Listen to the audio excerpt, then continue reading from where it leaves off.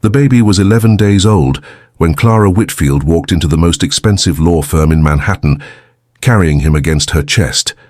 She had chosen that morning carefully, not because she was dramatic, not because she wanted a scene, but because her lawyer had told her that Wednesday at 10 was the only slot available before the holiday recess, and Clara had learned, over the past 3 years of marriage to Derek Whitfield, that waiting was always more painful than whatever came next. So she had dressed with quiet intention, a cream blouse she hadn't worn since before the pregnancy, dark slacks that still didn't button all the way, and a navy coat that covered both. Her hair was pulled back. Her eyes, which were a shade of green that people sometimes stopped to comment on, were steady and clear. Only someone who knew her well, really well, would have noticed the slight tremor in her right hand as she pressed the elevator button for the 14th floor. Nobody in that building knew her that well anymore. The baby. She had named him Miles, a name Derek had never agreed to or disagreed with, because Derek had not been present for most of the decisions of the past 8 months, was wrapped tightly against her in a soft grey carrier. He was asleep, his small mouth slightly open, his fingers curled into loose fists beside his face. Clara had timed the feeding for 40 minutes before the appointment. She had learned in 11 days to plan everything around the short windows of calm. She had learned a great many things in 11 days that she hadn't expected to learn so soon. The elevator opened onto a reception area that was aggressively serene.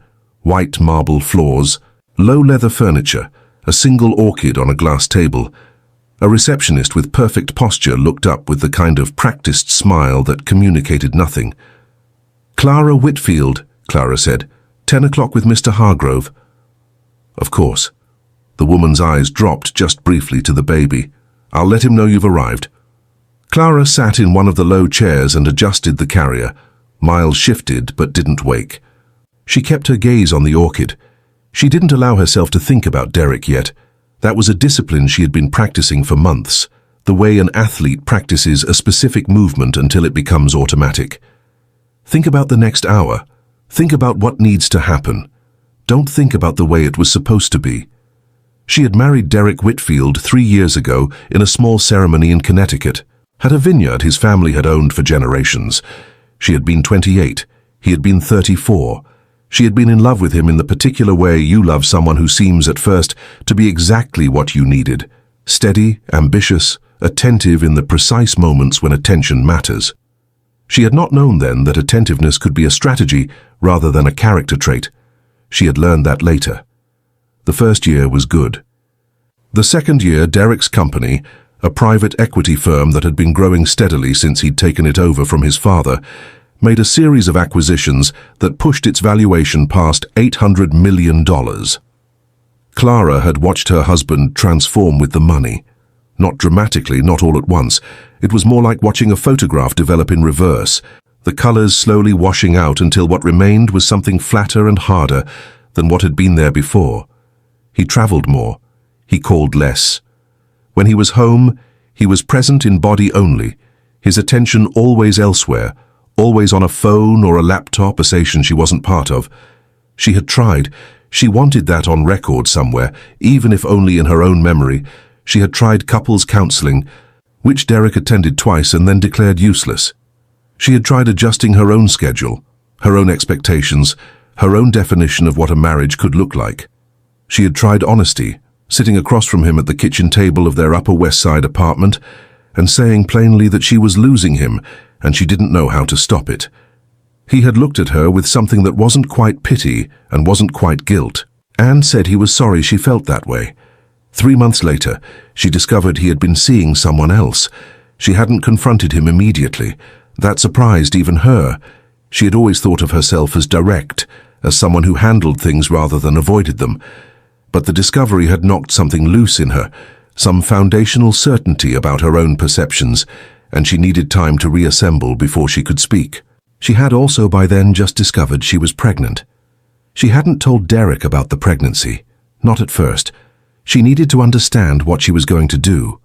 Not about the baby, that decision came quickly and clearly, but about the marriage, about the man, about the next chapter of a life she was going to have to rebuild from whatever remained.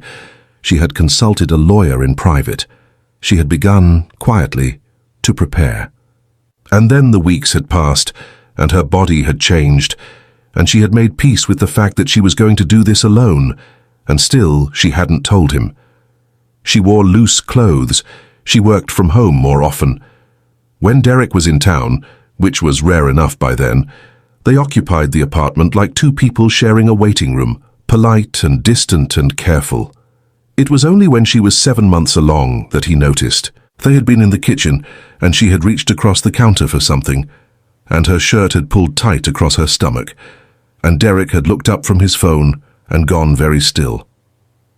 "Clara," he said. "Yes," she said. He didn't say anything else for a long moment. Then, "How long?" 7 months. She watched something move across his face that she couldn't entirely read. Shock, certainly. And beneath it something more complicated. "Why didn't you—" "Because I needed to handle things in the right order," she said, "and I needed to do it without asking you for anything." He had tried, in the weeks that followed, to reinsert himself. He had shown up suddenly attentive, suddenly present, with the particular energy of a man who realizes he may have miscalculated. Clara had been kind but clear. She had not needed his presence then, and she didn't need it now. What she needed was a clean and fair resolution to a marriage that had ended before it officially ended, so that she could give her son a stable foundation. She had not, however, anticipated what she found when she stepped through the glass door of the conference room. Her lawyer, Hargrove, was already at the table.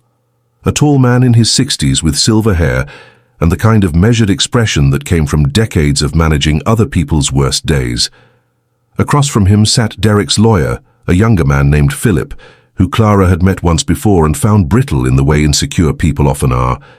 And next to Philip, not sitting at the lawyer's side, not waiting in a separate area, but right there, in the room, at the conference table with a glass of water in front of her, and her long legs crossed and a small controlled smile on her face,